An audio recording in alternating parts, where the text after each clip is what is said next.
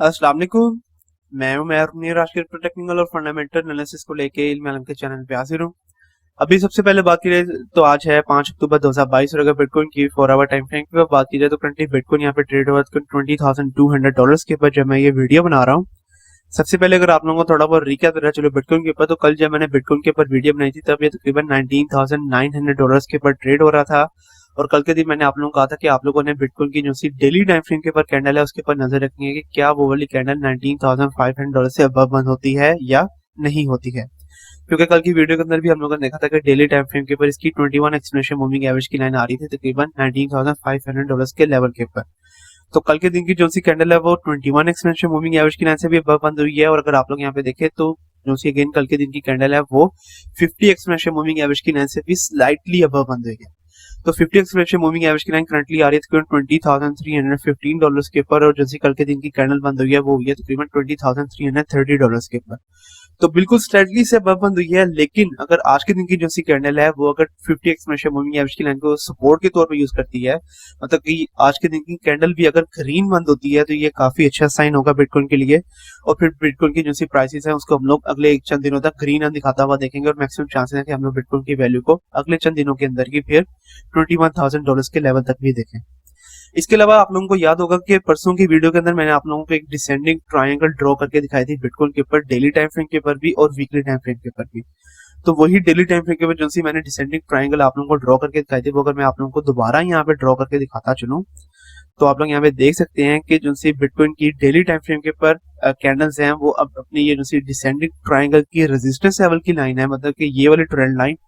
इसको तोड़ने की कोशिश कर रही है। और आप लोग यहाँ पे देख सकते हैं कि अब जो सी बिटकॉइन की डेली टाइम फ्रेम के ऊपर वैल्यू है वो अब बिल्कुल करीब इस रेजिस्टेंस लेवल की लाइन के ट्रेड हो रही है। तो अगर तो बिटकॉइन अपनी जो सी डेली टाइम फ्रेम के ऊपर कैंडल्स है वो इससे अबव बंद कर लेता है, मतलब कि इस रेजिस्टेंस लेवल की लाइन को तोड़ देता है और इस रेजिस्टेंस लेवल की लाइन को एज ए सपोर्ट के तौर पे होल्ड कर लेता है डेली टाइम फ्रेम के ऊपर, तो ये काफी बुलिश साइन हो सकता है बिटकॉइन के लिए डेली टाइम फ्रेम के ऊपर। क्योंकि हम लोग देख रहे हैं कि तकरीबन मई के महीने से लेके अभी तक बिटकॉइन इस डिसेंडिंग ट्रायंगल के दरमियान में ट्रेड हो रहा है। तो अगर तो बिटकॉइन अब इसको तोड़ता है एक ग्रीन रन के साथ, मतलब कि बुलिश रन के साथ, तो ये एक बुलिश साइन हो सकता है बिटकॉइन के लिए। और फिर अगले चंद दिनों तक हम लोग देखेंगे बिटकॉइन की वैल्यू हम लोग को $21,700 या $22,000 के लेवल तक भी दिखाई देगी। तो इसीलिए आप लोगों ने इस डिसेंडिंग ट्रायंगल की जो सी रेजिस्टेंस लेवल की लाइन है इसको भी अपने चार्ट्स के ऊपर लगा लेना है और आप लोगों ने देखना है कि क्या बिटकॉइन डेली टाइम फ्रेम के ऊपर इसको तोड़ते हुए इसको एज ए सपोर्ट के तौर पे होल्ड करके रखता है या नहीं रखता है। और जैसे ही वो इसको तोड़ेगा और अगर इसको वो सपोर्ट के तौर पे होल्ड करेगा तो ये एक अच्छा साइन होगा बिटकॉइन के लिए। और फिर हम लोग देखेंगे बिटकॉइन की वैल्यू हम लोग को ग्रीन रन भी दिखाएगी। इसका मतलब ये नहीं है कि बिटकॉइन की वैल्यू हम लोग को कंटिन्यूसली ग्रीन रन दिखाती रहेगी और बिटकॉइन की वैल्यू हम लोग को रेड रन नहीं दिखाएगी। इसका मतलब ये भी हो सकता है कि हम लोग बिटकॉइन को एक ब्रेकआउट देखें, उसके बाद अगर बिटकॉइन की वैल्यू नीचे आती है लेकिन वो अगर इसको दोबारा से एज अ सपोर्ट के तौर पे यूज करती है तो फिर भी हम लोग बुलिश होंगे बिटकॉइन के अंदर और फिर हम लोग बिटकॉइन की वैल्यू को दोबारा से अबव ही जाता हुआ देखेंगे। तो इस किस्म का रन जो है वो हम लोग अगले आने वाले चंद दिनों तक देख सकते हैं यहाँ पे बिटकॉइन के ऊपर। और अगेन उसके मुताबिक आप लोगों को आइडिया हो जाएगा कि आप लोगों ने किस लेवल के ऊपर अपनी एंट्रीज लेनी है बिटकॉइन के ऊपर मीडियम लॉन्ग टर्म के ऊपर और किस लेवल के ऊपर आप लोगों ने अपने आप को एग्जिट करना है बिटकॉइन के ऊपर से मीडियम लॉन्ग टर्म के ऊपर। इसके अलावा अगर आगे चलते चलें और अब अगर बात करते चलें कि बिटकॉइन हम लोगों को करंट कंसोलिडेशन के ऊपर, मतलब कि मीडियम शॉर्ट टाइम फ्रेम के ऊपर कैसा रन दिखा सकता है, तो मीडियम शॉर्ट टाइम फ्रेम के ऊपर बिटकॉइन का जो करंट कंसोलिडेशन लेवल बन रहा है $20,000 का लेवल बिटकॉइन के लिए ऐसे सपोर्ट के तौर पे काम कर रहा है। आप लोग यहाँ पे देख सकते हैं कि पिछली जो सी 4 आवर टाइम फ्रेम के ऊपर कैंडल है उसने बिटकॉइन के $20,000 के लेवल को ऐसे सपोर्ट के तौर पे यूज किया है। और बिटकॉइन का जो सा करंट रेजिस्टेंस लेवल बनेगा वो बनेगा तकरीबन $20,500 के ऊपर। एक तो उसकी ये डेली टाइम फ्रेम के ऊपर इसकी ये रेजिस्टेंस लेवल की लाइन भी आ रही है और दूसरा $20,500 के ऊपर इसका एक साइकोलॉजिकल रेजिस्टेंस लेवल भी बनता है। तो ये होगा मेरा बिटकॉइन के ऊपर करंट कंसोलिडेशन लेवल। और मुझे उम्मीद है कि आप लोगों को आइडिया होगा कि आप लोगों ने किन लेवल्स के ऊपर अपनी एंट्री लेनी है बिटकॉइन के ऊपर और किन लेवल्स के ऊपर आप लोगों ने अपने आप एग्जिट करना है यहाँ पे बिटकॉइन की ट्रेड के ऊपर से।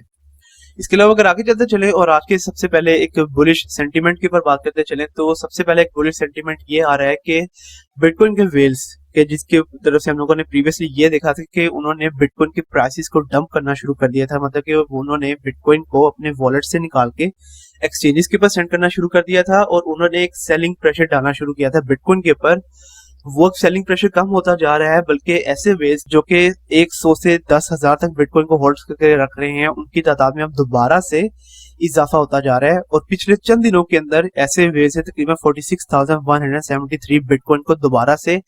बाय बैक भी किया है और बाय बैक करके उन्होंने अपने वॉलेट्स के अंदर सेंड किया है, उन्होंने एक्सचेंजेस के ऊपर ही उन बिटकॉइंस को नहीं रखा है। तो ये काफी अच्छा साइन है बिटकॉइन के लिए लॉन्ग टाइम फ्रेम के ऊपर। और आप लोग यहाँ पे देख सकते हैं कि टेथर के जो से वेल्स थे उनकी तादाद में अब कमी आती जा रही है, यहाँ पे आप लोग देख सकते हैं। लेकिन बिटकॉइन के जो से वेल्स हैं दूसरी तरफ उनकी तादाद में अब दोबारा से इजाफा होता जा रहा है। तो अगेन जब भी बिटकॉइन के वेल्स बिटकॉइन को बाय करते हैं तो बाय बैक करके वो अपने वॉलेट्स के अंदर सेंड करते हैं, तो ये एक बुलिश साइन होता है बिटकॉइन के लिए। और अब दोबारा से बिटकॉइन के वेल्स ने सेलिंग प्रेशर खत्म कर दिया है, बल्कि उन्होंने अब दोबारा से बाय बैक करना शुरू कर दिया है बिटकॉइन को, जो कि काफी अच्छा साइन है यहाँ पे बिटकॉइन के लिए। इसके अलावा अगर आगे चलते चलें और आज के one of the main topic के ऊपर बात करते चलें, तो आज का one of the main topic है कि यूएस डॉलर इंडेक्स के लिए बहुत ज्यादा जरूरी है कि वो अपना जो सा एक बुलिश मोमेंटम जो उसने पकड़ा हुआ था, कि जिसकी वजह से हम लोग देख रहे थे कि वो कंटिन्यूसली हम लोगों को higher highs and higher lows जो है वो वाला पैटर्न बनाता हुआ दिखाई दे रहा था। और इसकी वजह से हम लोगों ने देखा कि यूएस डॉलर इंडेक्स ने अपना पिछले तकरीबन 21 साल का नया ऑल टाइम हाई भी बनाया है।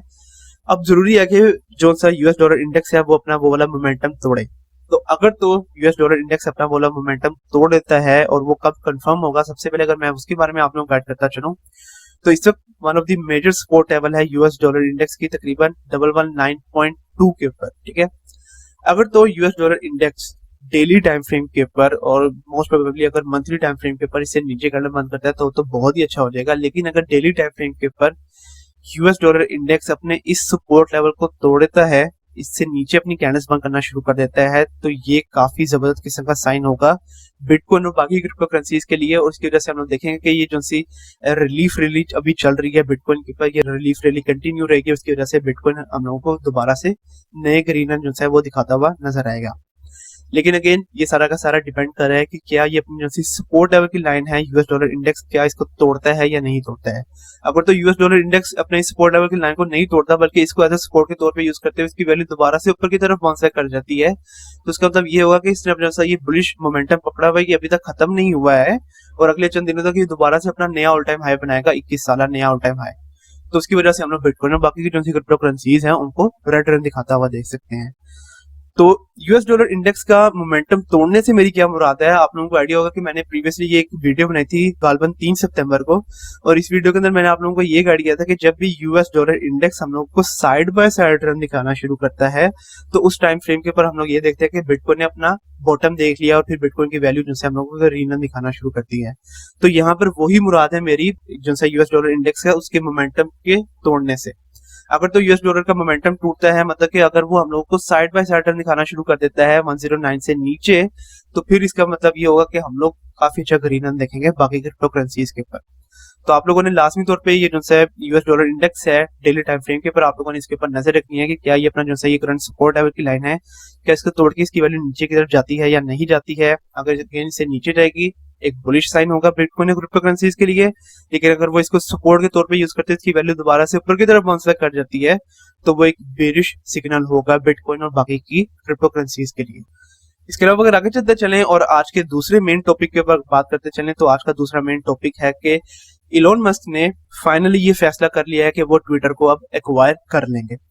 तो प्रीवियसली हम लोगों ने देखा था कि ट्विटर और इलॉन मस्क के दरमियान में ये डील हुई है कि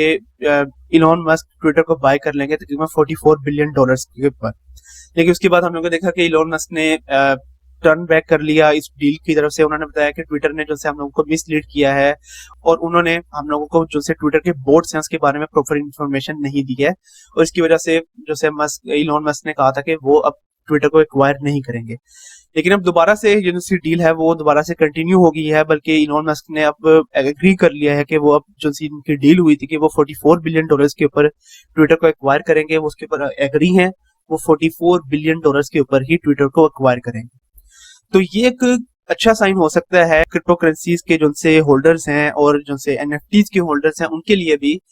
क्योंकि अगर मैं आप लोगों को यहाँ पे दिखाता चलूं तो यहाँ पे रिसेंटली कुछ लीक्स हुई थी जैक डोर्सी और इलॉन मस्क की दरमियान की जो सी कन्वर्सेशन है वो। तो ये कन्वर्सेशन क्या ओरिजिनल है या नहीं है अभी इसका फैसला नहीं हुआ है, लेकिन ये जो सी कन्वर्सेशन है इसका लिंक मैं आप लोगों को इस वीडियो की डिस्क्रिप्शन के अंदर दे दूंगा। आप लोग ये जो सी ट्वीट है ये लाजमी तौर पे पढ़िएगा, ये जो सी कन्वर्सेशन हुई है बिटवीन जैक डोर्सी और इलॉन मस्क, आप लोग लाजमी उसको पढ़िएगा कि जिससे आप लोगों को आइडिया होगा कि जैक डोर्सी और इलॉन मस्क दोनों ये चाहते हैं कि वो लोग ट्विटर को एक डिसेंट्रलाइज्ड प्लेटफॉर्म बना लें। तो अगेन अगर तो ये वाकई में ओरिजिनल कन्वर्सेशन है between Jack Dorsey and Elon Musk, और उसके बाद अगर आप लोग देखें तो इलोन मस्क क्योंकि एग्री हो गए हैं ट्विटर को एक्वायर करने के लिए, तो इसकी वजह से जो से क्रिप्टो होल्डर्स हैं और जो एनएफटी के होल्डर्स हैं वो काफी ज्यादा पम्प्ड हैं कि अगर तो इलोन मस्क ने ट्विटर को एक्वायर कर लिया तो फिर इसके बाद हम लोग देखेंगे कि इलोन मस्क और जैक डोर्सी दोनों मिलकर पूरी कोशिश करेंगे कि ट्विटर एक डिसेंट्रलाइज्ड प्लेटफॉर्म बन जाए। तो अगर ये डिसेंट्रलाइज प्लेटफॉर्म बन जाता है तो ये क्रिप्टो करेंसीज के लिए भी काफी अच्छा है और एनएफटी की जो कम्युनिटी है उसके लिए भी काफी अच्छा है। इसके अलावा ये अगर इलोन मस्क वाकई में ट्विटर को एक्वायर कर लेते हैं तो ये सिर्फ और सिर्फ क्रिप्टो करेंसीज और एनएफटीज के लिए अच्छा नहीं होगा, बल्कि जो सी डोज कॉइन की कम्युनिटी है वो काफी ज्यादा हाइप्ड है, क्योंकि उनको ये लगता है कि अगर तो इलोन मस्क ने ट्विटर को एक्वायर कर लिया तो डोज कॉइन वो वाली क्रिप्टो करेंसी बनेगी जो कि यूएस डॉलर को as a Twitter official native currency replace कर देगी, और उसके बाद डोज कॉइन जो है वो ट्विटर की ऑफिशियल नेटिव करेंसी बन जाएगी। तो इसके चांसेस हैं, क्योंकि प्रीवियसली हम लोगों ने भी ये देखा है कि इलोन मस्क काफी ज्यादा हाइप्ड अप हैं डोज कॉइन को लेके, और वो डोज कॉइन की टीम के साथ मिलके काम करते रहे हैं। तो इसके चांसेस हैं, इस चीज को डिनाई नहीं किया जा सकता कि इलोन मस्क वाकई में शायद डोज कॉइन को ट्विटर की ऑफिशियल नेटिव करेंसी बना ले, और अगर तो वो वाकई में डोज कॉइन को ट्विटर की ऑफिशियल नेटिव करेंसी बना लेते हैं तो इसकी वजह से हम लोग डोज कॉइन के प्राइस को काफी जबरदस्त किस्म का पंप जो है वो दिखाता हुआ देख सकते हैं। इसके अलावा आप लोग यहाँ पे देख सकते हैं कि रिसेंटली काफी जबरदस्त किस्म का पंप आया डोजकॉइन की प्राइस के ऊपर भी, और डोजकॉइन की प्राइस अबव गई है तकरीबन 10%। तो उसकी मेन रीजन क्या है? उसकी मेन रीजन थी ये वाली न्यूज के जहाँ पे इलोन मस्क ने एग्री कर लिया कि वो अब ट्विटर को एक्वायर कर लेंगे। तो ये काफी बुलिश न्यूज हो सकती है, और अगर तो फ्यूचर के अंदर वाकई में इलोन मस्क डिसेंट्रलाइज कर लेते हैं ट्विटर को तो वो क्रिप्टो करेंसीज के लिए भी काफी अच्छा है और एनएफटी कम्युनिटी के लिए भी काफी एक बुलिश साइन हो सकता है। अब अगर आगे चलते चले और अब अगर यहाँ पे टेक्निकल एनालिसिस करते चले डोज कॉइन के ऊपर, तो प्रीवियसली डोज कॉइन के ऊपर काफी देर पहले मैंने वीडियो बनाई थी गालमन मई के महीने के अंदर, और शायद हमारे जो से टारगेट से वो तब हिट हो गए थे, और उसके बाद से हम लोगों ने देखा है कि इसकी वैल्यू अब नीचे की तरफ ही बाउंस बैक की है, और जितने भी सपोर्ट लेवल्स मैंने लगाए हुए थे यहाँ पे डोज कॉइन के ऊपर उसने उन तमाम सपोर्ट लेवल्स को तोड़ दिया है। तो अब अगर नए सपोर्ट लेवल्स में अगर आप लोगों को यहाँ पे लगा के दिखाता चलूँ डोज कॉइन के ऊपर, तो ये वाले सारे levels as a major support के तौर पे काम कर रहे हैं यहाँ पे डोज कॉइन के लिए, और डोज कॉइन का जो सा करंट सपोर्ट लेवल बनेगा वो बनेगा तकरीबन ये वाला लेवल के जहाँ पे इसकी वैल्यू बन रही है तकरीबन $0.0643 के जहाँ पे इसकी वैल्यू करंटली चल भी रही है।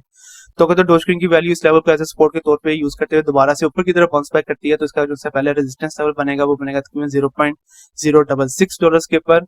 और उसके बाद के उसके जो से रेजिस्टेंस लेवल्स बनेंगे वो ये वाले सारे लेवल्स बन सकते हैं, और इन लेवल से हम लोग डोज कॉइन की वैल्यू को नीचे की तरफ बाउंस बैक करता हुआ देख सकते हैं। लेकिन अगर जैसे ही हम लोग देखेंगे कि ट्विटर को प्रॉपरली एक्वायर कर लेंगे इलोन मस्क, तो उस टाइम फ्रेम के ऊपर हम लोग काफी जबरदस्त किस्म का पंप देख सकते हैं डोज कॉइन के ऊपर, और अगर डोज कॉइन की वैल्यू एक दफा दोबारा से आप लोग को 10% से 20% तक का ग्रीन दिखाती है तो ये कोई बहुत बड़ी बात नहीं होगी।